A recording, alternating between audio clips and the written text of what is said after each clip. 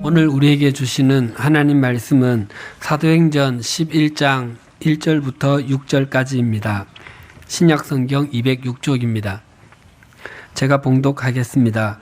유대에 있는 사도들과 형제들이 이방인들도 하나님의 말씀을 받았다 함을 들었더니 베드로가 예루살렘에 올라갔을 때에 할례자들이 비난하여 이르되 네가 무할례자의 집에 들어가 함께 먹었다 하니 베드로가 그들에게 이 일을 차례로 설명하여 이르되 내가 욥바시에서 기도할 때에 황홀한 중에 환상을 보니 큰 보자기 같은 그릇이 내 귀에 매여 하늘로부터 내리어 내 앞에까지 드리워지거늘 이것을 주목하여 보니 땅에 네 발 가진 것과 들 짐승과 기는 것과 공중에 나는 것들이 보이더라. 아멘.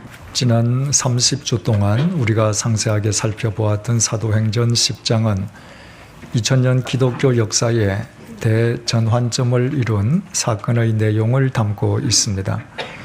그리스도인 가운데에 최초로 이방인에게 복음을 전하고 세례를 베푼 사람은 우리가 알고 있다시피 사도행전 8장의 빌립 집사였고 그 대상은 이디오피아 내시였습니다. 빌립 개인의 입장에서 본다면 2000년 역사상 이방인에게 최초로 복음을 전하고 세례를 베푼 첫 번째 그리스도인으로 역사에 남는다는 것은 참으로 크나큰 영광이 아닐 수 없었습니다. 하지만 빌립 집사가 이디오피아 내시를 만나서 그에게 복음을 전하고 세례를 베풀었던 장소는 아무도 없는 유대 광야 길이었습니다. 따라서 빌립 집사는 유대인으로서 이방인에게 복음을 전하고 세례를 베푸는 자기 행위에 대해서 그 누구의 시선도 의식할 필요가 없었습니다. 더욱이 빌립 집사는 예루살렘 교회 교인들에 의해 선출된 집사이기는 했지만 초대 교회의 최고 지도자였던 것은 아니었습니다. 따라서 이방인을 만나서 복음을 전하고 세례를 베푸는 자기 행위에 대해서 큰 부담을 가질 필요도 없었습니다. 이를테면 빌립 집사가 아무도 보지 않는 유대 광야에서 이디오피아 내시를 만나 그에게 복음을 전하고 세례를 베푼 것은 빌립 집사와 이방인 이디오피아 내시 사이에서 일어난 지극히 개인적인 일이었습니다. 하지만 사도행전 10장의 베드로의 경우는 전혀 달랐습니다. 당시 베드로는 이미 명실상부한 초대교회의 최고 지도자였습니다. 그리고 베드로와 고넬료의 만남은 아무도 보지 않는 은밀한 장소에서 이루어진 개인적인 만남이 아니었습니다. 베드로는 자신을 따라온 욥바의 그리스도인들과 함께 이방인 고넬료의 집을 공개적으로 찾아가서 그 집 안에 있는 이방인 고넬료와 고넬료 일행에게 복음을 전하고 세례를 베풀었습니다. 말하자면 베드로 일행과 고넬료 일행이 공개적으로 만난 집단적인 만남이었습니다. 그 만남 속에서 베드로가 이방인 일행에게 직접 복음을 전했고 자신을 따라온 욥바의 그리스도인들로 하여금 이방인 일행에게 세례를 베풀도록 했습니다. 초대교회의 최고 지도자인데다 유대인이었던 베드로로서는 이방인과의 교제를 금지하는 유대인들의 관습을 어기면서까지 이방인 일행에게 복음을 전하고 세례를 베푼다는 것은 결코 쉬운 일은 아니었습니다.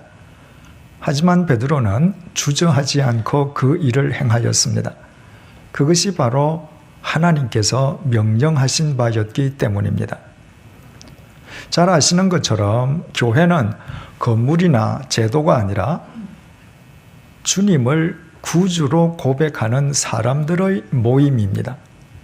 따라서 그날 가이사라의 고넬료 집을 찾아갔던 베드로와 욥바의 그리스도인들, 바로 그들이 그날 가이사랴의 교회인 셈이었습니다. 그리고 그들 가운데에 베드로가 복음을 전하고 나머지 요빠의 그리스도인들이 고넬료 일행에게 세례를 베풀었다고 하는 것은 교회가 공개적으로 이방인들에게 복음을 전하고 세례를 베푼 최초의 역사적 사건이었음을 의미했습니다. 이로써 교회가 주님께서 이 땅에 남기신 최후의 명령의 의미를 바르게 이해하고 수행하는 물꼬가 비로소 터여지게 된 셈이었습니다. 주님께서는 이 땅을 떠나시기 전에 승천하시면서 제자들에게 땅끝까지 이르러 당신의 증인이 될 것을 분명하게 명령하셨습니다. 하지만 아쉽게도 초대교회 교인들은 주님께서 말씀하신 땅끝이 이방인을 가리킨다는 의미를 전혀 알지 못했습니다. 그 의미를 알지 못했기 때문에 초대교회가 아무리 열심히였지만 이방 전도에 대해서는 전혀 생각지를 못했습니다. 그러나 베드로와 그의 일행들이 이방인 일행에게 복음을 전하고 세례를 베풀므로써 초대교회는 비로소 이방 전도의 계기를 맞게 된 것이었습니다. 다시 말씀드리면 인종, 국적, 연령, 계급, 직업을 초월해서 남녀노소, 빈부귀천 모든 사람에게 열려 있어야 할 교회가 비로소 교회다움을 확립할 수 있었던 것입니다. 이런 관점에서 사도행전 10장의 중요성은 아무리 강조해도 지나침이 없을 것입니다. 이제 오늘의 본문인 사도행전 11장 1절을 함께 보시겠습니다. 유대에 있는 사도들과 형제들이 이방인들도 하나님의 말씀을 받았다 함을 들었더니, 우리는 이때 베드로가 어디에서 무엇을 하고 있었는지를 잘 알고 있습니다. 베드로로부터 복음을 전해받고 세례까지 받게 되었던 이방인 고넬료 일행은 베드로에게 단 며칠이라도 자신들과 더 머물러 줄 것을 간청했습니다. 그들이 보기에 베드로는 단순히 무식한 어부 출신이 아니라 그들이 감히 넘볼 수 없는 생명과 진리의 전문가였기 때문입니다. 그들의 요청을 받아들인 베드로가 이때 고넬료의 집에서 정확하게 며칠을 묵었는지는 자세히 알 수 없습니다. 하지만 우리는 오늘 이 본문을 통해서 이때 베드로가 고넬료 집에서 하루 이틀이 아니라 여러 날을 묵었을 것이라는 것을 충분히 짐작하게 됩니다. 이스라엘 북쪽에 위치한 가이사랴의 고넬료 집에 베드로가 머물고 있는 동안에 이방인 고넬료 일행이 하나님의 말씀을 받아들였다는 소문이 남쪽 유대 지방에 있는 사도와 형제들에게까지 전해지기 위해서는 최소한도 여러 날이 필요했기 때문입니다. 그때까지만 해도 유대 지방 내에서 유대인들에게만 복음을 전하고 있던 사도들과 믿음의 형제들에게는 이방인 고넬료 일행이 하나님의 말씀을 받아들였다는 소식은 참으로 놀라운 소식이었을 것입니다. 본문 2절을 보시겠습니다. 베드로가 예루살렘에 올라갔을 때에 할례자들이 비난하여 마침내 베드로가 체류하던 가이사랴 고넬료의 집을 떠나서 예루살렘으로 올라갔습니다. 예루살렘은 초대교회의 모교회인 예루살렘 교회의 본거지였습니다. 그렇다면 이방인들에게 공개적으로 복음을 전하고 세례를 베풀므로 교회의 교회다움을 확립한 베드로는 예루살렘 교회의 본거지인 예루살렘 교회 교인들로부터 대대적인 환영을 받음이 마땅하지 않겠습니까? 그러나 상황은 정반대였습니다. 예루살렘 교인 가운데에 베드로를 비난하고 나선 사람들이 있었습니다. 그들은 소위 할례자들이었습니다.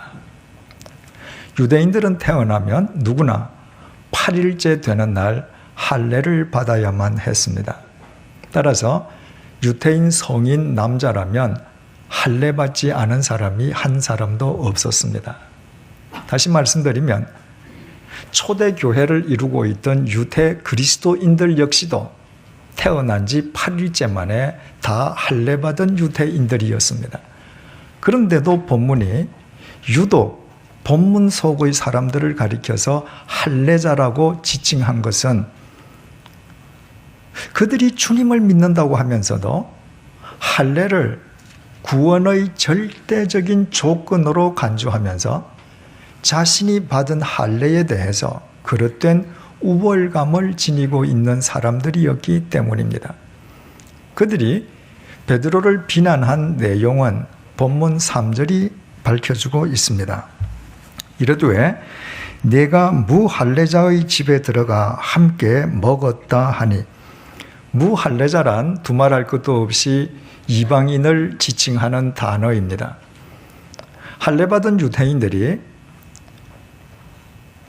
이방인 앞에서 자신들의 우월성을 강조할 때 유대인들은 이방인들을 무할례자라고 불렀습니다. 할례도 받지 못한 짐승 같은 인간이란 경멸의 표현이었습니다. 베드로가 할례받지 않은 이방인 고넬료의 집에서 며칠을 묵었다고 하는 것은 바로 그 무할례자의 집에서 여러 끼를 식사를 함께 나눈 것을 의미했습니다. 예루살렘 교회의 할례자들이 그것을 빌미로 삼아 지금 베드로를 비난하고 나선 것입니다. 베드로가 하나님의 말씀을 어겼기 때문에 베드로를 비난하는 것이 아니라 랍비의 유전, 즉 유대인의 관습을 어겼다는 이유에서 베드로를 비난하고 나선 것이었습니다. 할례받은 유대인들은 할례받지 아니한 이방인들과 식탁을 함께 하는 것을 수치와 치욕으로 간주하고 자기 자신들을 부정하게 하는 행위로 여겼습니다. 할례받지 아니한 이방인들의 식탁에는 우상들에게 제물로 바쳐진 부정한 음식이 섞여 오를 수 있으므로 그 식탁에 무할례자와 함께 앉는다는 것은 곧 자기 자신을 더럽히는 부정한 행위요, 그 결과는 수치와 치욕일 수밖에 없다고 간주한 것입니다. 그러므로 이와 같은 유대인들의 관습을 금과 옥조로 삼고 있는 유대교인들이 베드로가 무할례자의 집에서 무할례자와 함께 식사를 했다고 해서 베드로를 비난하고 공격하고 나섰다면 그것은 지극히 당연한 일일 뿐 조금 더 이상한 일일 수 없습니다. 그런데 본문 속에서 베드로를 비난하고 나선 사람들은 유대교인이 아니었습니다. 유대교로부터 기독교로 개정한 유대 그리스도인들이 베드로가 할례받지 아니한 이방인과 식사했다는 이유만으로 베드로를 공박하고 나선 것입니다. 그들의 비난은 단지 베드로가 이방인 고넬료와 함께 식사한 그 행위만을 겨냥하는 것이 아니었습니다. 베드로가 이방인과 함께 식사한 것이 그들의 관습을 어긴 잘못된 행위이므로, 그러므로 이방인들에게 복음을 전한 것과 세례를 베푼 것 역시 잘못된 행위라는 비난이요 공격이었습니다. 우리말 비난하다는 의미의 헬라어 동사 디아크리노는 본래 분리하다는 뜻입니다. 본문 속 할례자들은 할례 받지 아니한 이방인들로부터 자기 자신들을 분리했을 뿐만 아니라 사도 베드로가 이방인과 밥을 먹었다는 이유만으로 사도 베드로로부터도 자신들을 분리시켰습니다. 바꾸어 말씀드리면 무할례자인 이방인들은 말할 것도 없고 초대교회의 최고 지도자라는 사도 베드로보다도 자신들이 더 우월하다는 우월의식 속에 사로잡혀 있었습니다. 그 근거는 오직 하나, 자신들은 할례받은 유대인으로서 베드로와는 달리 무할례자와는 식탁을 함께 하지 않는 것은 말할 것도 없고 상종조차 하지 않는다는 데에 있었습니다. 주님께서 에베소서 2장 8절에서 9절을 통해서 이렇게 말씀하셨습니다. 너희는 그 은혜에 의하여 믿음으로 말미암아 구원을 받았으니 이것은 너희에게서 난 것이 아니요 하나님의 선물이라. 행위에서 난 것이 아니니 이는 누구든지 자랑하지 못하게 함이라.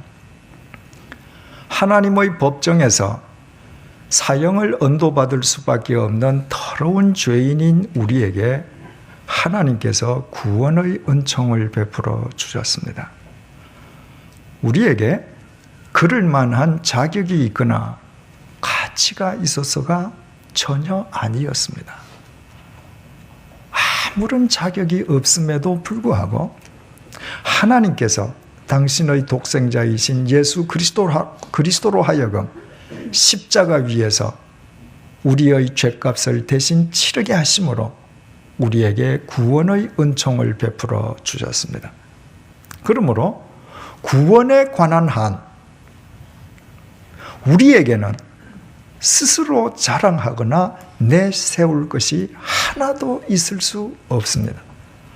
구원은 전적으로 하나님께서 우리에게 거저 주신 하나님의 선물이기 때문입니다.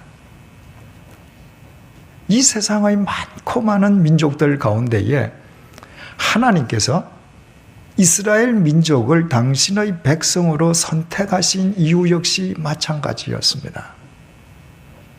이스라엘 민족이 그럴 만한 가치가 있거나 자격을 갖추었기 때문이 결코 아니었습니다. 하나님께서 신명기 7장 6절에서 7절을 통해 이렇게 말씀하십니다. 너는 여호와 하나님의 성민이라. 네 하나님 여호와께서 지상 만민 중에서 너를 자기 기업의 백성으로 택하셨나니 여호와께서 너희를 기뻐하시고 너희를 택하심은 너희가 다른 민족보다 수효가 많기 때문이 아니니라. 너희는 오히려 모든 민족 중에 가장 적으니라. 이스라엘 민족이 하나님의 백성으로 선택된 것은 그들이 가장 강하거나 모든 민족 중에 가장 뛰어난 민족이었기 때문이 아니었습니다. 그들은 모든 민족 중에 가장 적은 민족이었습니다.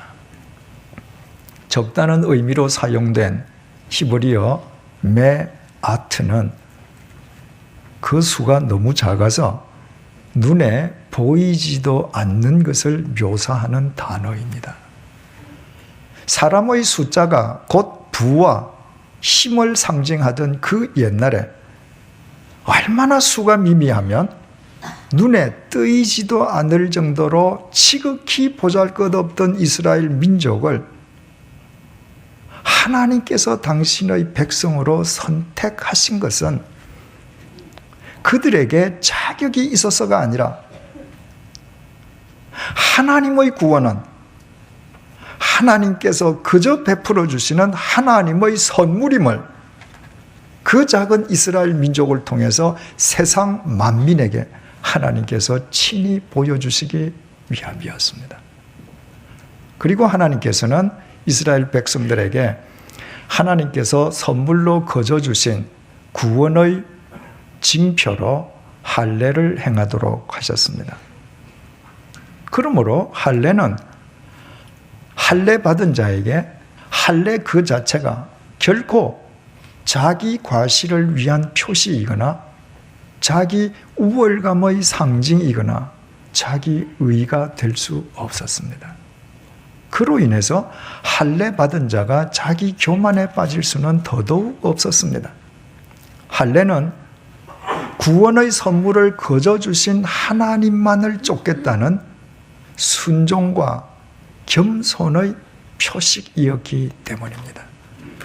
그러나 세월이 흘러가면서 이스라엘 백성들은 어이없게도 할례 그 자체를 자신들의 의로 삼는 어리석음을 범하고 말았습니다. 하나님께서 구원의 선물을 거저 주셨기 때문에 하나님께 순종하며 살기 위해서 할례를 받는 것이 아니라 그들이 다른 민족들과는 달리 할례를 받았기에 자신들에게 마치 구원받을 권리가 있는 것처럼 착각하기 시작한 것입니다. 그런 교만한 마음으로는 그들에게 구원의 선물을 거저 주신 하나님과 절대로 바른 관계를 맺을 수가 없었습니다. 그래서 하나님께서 신명기 10장 16절을 통해서 이스라엘 백성들에게 이렇게 명령하셨습니다. 너희는 마음에 할례를 행하고 다시는 목을 곧게 하지 말라. 육체의 할례를 자랑하는 이스라엘 백성들에게 마음의 할례를 할 것을 명령하신 것입니다. 구원의 선물을 거저 주신 하나님께 온 중심을 다 드리는 사람의 마음만 주님을 온전히 주인으로 모실 수 있기 때문이었습니다. 그럼에도 본문 속의 할례자들은 여전히 할례 그 자체를 마치 자신이 구원받을 수 있는 권리인 양 자기 자신을 과시하는 자기 의로 삼고 있었습니다. 이들이 자격을 갖추었기 때문에 다른 유대인들보다 먼저 하나님의 구원을 얻게 되었습니까? 이들이 할례를 받았기 때문에 예수 그리스도께서 이들을 위해서 십자가의 제물이 되셨습니까? 결코 그렇지 않았습니다. 하나님께서 그들에게 구원의 선물을 먼저 주셨기에 그들의 모든 죄에도 불구하고 그들은 구원받은 그리스도인일 수 있었습니다. 그럼에도 이 할례자들은 그 사실을 망각한 채 할례 그 자체를 자기 의로 삼는 자기 도취에서 벗어나지 못했습니다. 그 결과 주님을 믿는다고 입으로 고백은 하면서도 주님께서 구원하시기 원하시는 이방인을 마치 구원받지 못할 무할례자인 것처럼 경멸했습니다. 그뿐만 아니라 이방인 일행에게 공개적으로 복음을 전하고 세례를 베풀므로 교회를 교회답게 비로소 확립한 베드로를 비난하고 부정하고 공격하고 베드로와 자기 자신들을 분리시키는 교만의 죄를 범했습니다. 잊지 마십시다. 이들이 그리스도인이 아니었던 것이 아니었습니다. 이들은 모두 예수 그리스도를 믿는다고 고백하는 예루살렘 교회 교인들이었습니다. 그런데도 어떻게 그들이 이처럼 어리석은 짓을 행할 수 있었겠습니까? 하나님 앞에서 할례 그 자체를 자기 의로 내세우는 그 높고 교만한 마음으로는 주님을 온전히 자기 주인으로 모실 수가 없었기 때문입니다. 오늘 우리는 우리를 살려주시기 위해서 이 땅에 오신 예수 그리스도의 탄생을 기리는 대림절 세 번째 주일을 맞고 있습니다. 우리가 오늘 이 시간 이 자리에 모여서 이와 같은 예배를 드릴 수 있는 것은 우리에게 아무 자격이 없음에도 불구하고 하나님께서 예수 그리스도의 십자가 안에서 우리에게 구원의 선물을 거저 주셨기 때문입니다. 그러나 만약 우리 가운데에 그 누구든 자신에게는 구원받을 만한 자격이 있다고 생각하거나 하나님 앞에서 자기 의를 먼저 내세우고자 하는 사람이 있다면 그 사람은 실은 주님을 믿는다면서도 주님과 무관한 본문 속의 할례자들일 수밖에 없습니다. 이제 지난 수요일 날 세례를 받은 신 성도님의 간증을 우리 함께 잠시 듣기로 하겠습니다.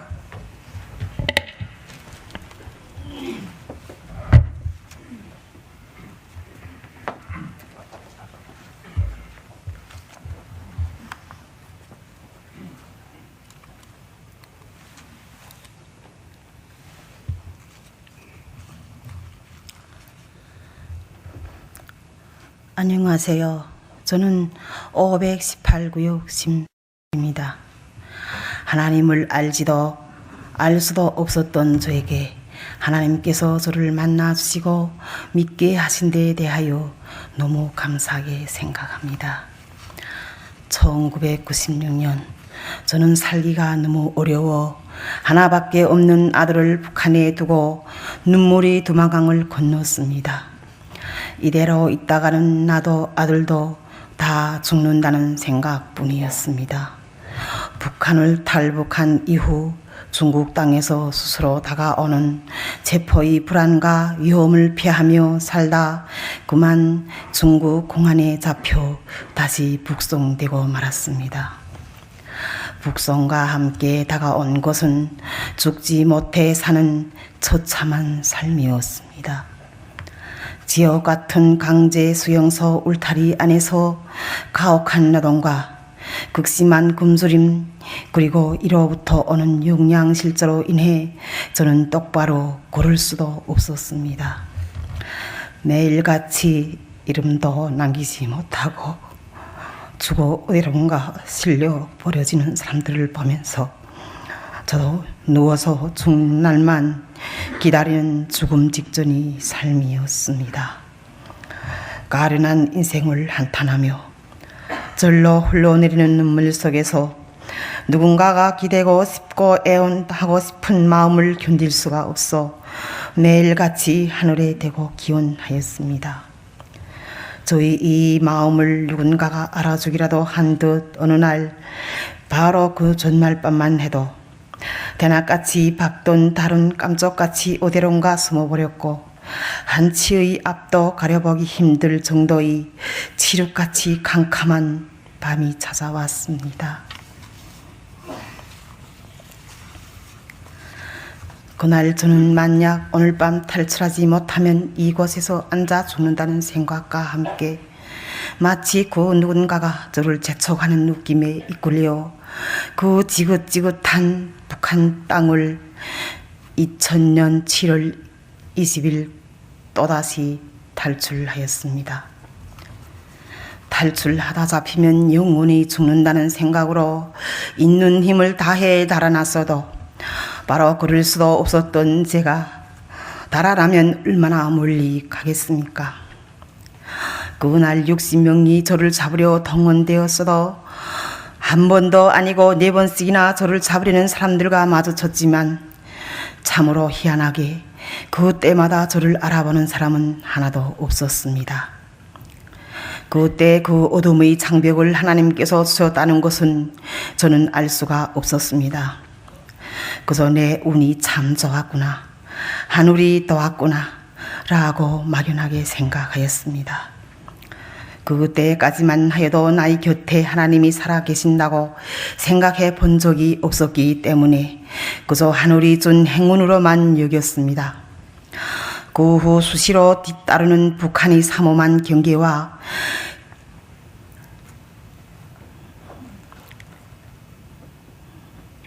북한의 삼엄한 경계와 감시를 피하여 모든 곳을 쓸어버릴 듯 무섭게 용서리치는 두만강을 건너 중국 하북성까지, 하북성 장강구에서 내몽고에서 몽골 국경까지 오면서 중국 공안이 아슬아슬한 죽음의 고비를 넘었습니다. 말로는 다 표현할 수 없는 죽음의 고비를 넘길 때마다 무사하면 하늘이 또 나를 도왔구나 라고 하면서 하늘에 감사하였습니다.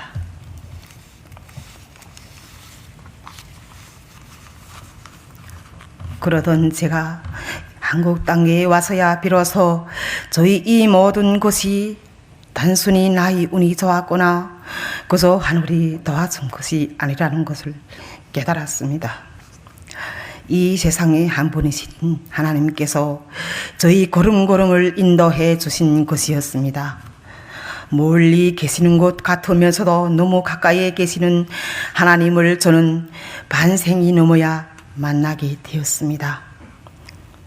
하나님께서 저를 향한 특별한 사랑과 은혜가 없었다면 그 수많은 죽음의 고비들을 넘길 수 없었고 한국 땅까지도 무사히 오지 못하게 했을 것입니다.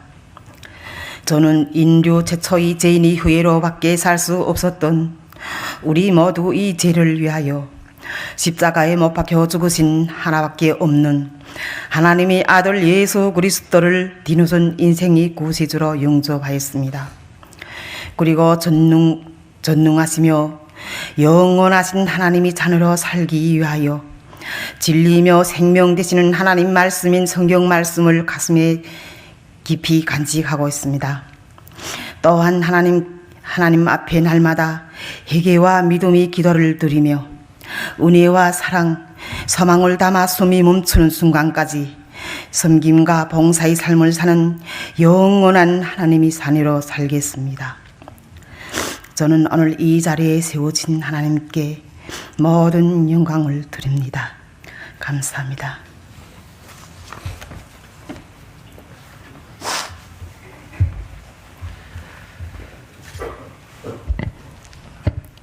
우리에게 자격이 있어서 하나님의 구원이 주어지는 것이 아니라 하나님의 구원이 철저한 하나님의 선물임을 재확인시켜주는 은혜로운 간정이었습니다.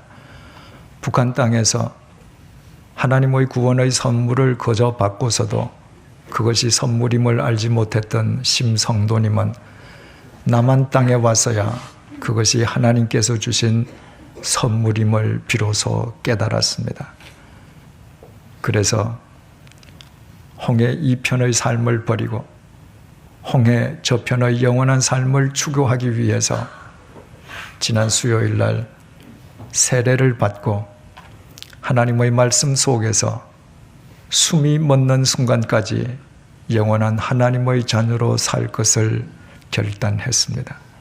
세례의 외적 형식을 통해서 온 마음으로 주님을 주인으로 모시고 살겠다는 마음의 할례를 행한 것입니다. 심성도님이 앞으로 계속 마음의 할례자로 살아가는 한 날이 갈수록 심성도님의 삶은 하나님 보시기에 이 세상의 그 어떤 예술품보다도 더 아름답게 될 것입니다. 예수 그리스도께서 당신의 핏값으로 사신 심성도님의 주인이 친히 되어주실 것이기 때문입니다. 중요한 사실은 심성도님의 이 간증이 우리 모두의 신앙 고백이라는 사실입니다. 죄와 사망의 수용소 속에서 신음하던 우리에게 하나님께서 구원의 선물을 거저 주셨습니다. 우리에게 자격이나 가치가 있었기 때문입니까? 우리에게 자격이 있었기 때문에 하나님께서 당신의 독생자이신 예수 그리스도를 이 땅에 보내주셨습니까?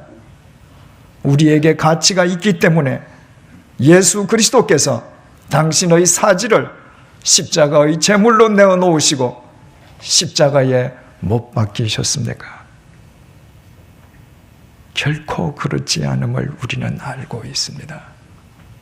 오히려 우리가 이 세상에서 가장 보잘것없고 가장 형편없는 인간이었기에 하나님께서는 하나님의 구원이 하나님께서 거저주시는 선물임을 천하 만민에게 보여주시기 위해서 우리 같은 죄인을 먼저 구원해 주신 것이 아닙니까? 우리가 정녕 이 사실을 믿는다면 이제부터 하나님 앞에서 우리 자신을 내세우고 과시하던 우리의 모든 의를 벗어 던지십시다. 우리 자신에게 스스로 도취해 살던 자기 교만의 마음을 십자가에 못 박으십시다. 십자가의 예수 그리스도에게 우리의 온 마음을 드리는 마음의 할례를 행하십시다. 그때 이 땅에 오신 예수 그리스도께서 우리 마음의 주인이 되어 주실 것이요, 우리는 언제 어디서나 생명의 도구로 쓰임받는 진정한 땅끝의 사람들이 될 것입니다. 기도하시겠습니다. 주님, 우리는 그동안 우리가 구원받은 것은 우리 자신이 그만큼 의로웠기 때문이라고 착각하는 자기의에 빠져 있었습니다. 그리고 우리에게 구원받을 만한 자격이 있었다는 자기도취와 자기 교만에 사로잡혀 살았습니다. 그래서 우리가 그동안 그리스도인으로 매해 대림절을 맞으면서도 막상 주님과는 무관한 본문 속의 할례자와 같은 삶을 살았습니다. 이 시간 우리의 어리석음을 회개하오니 주님 용서하여 주옵소서.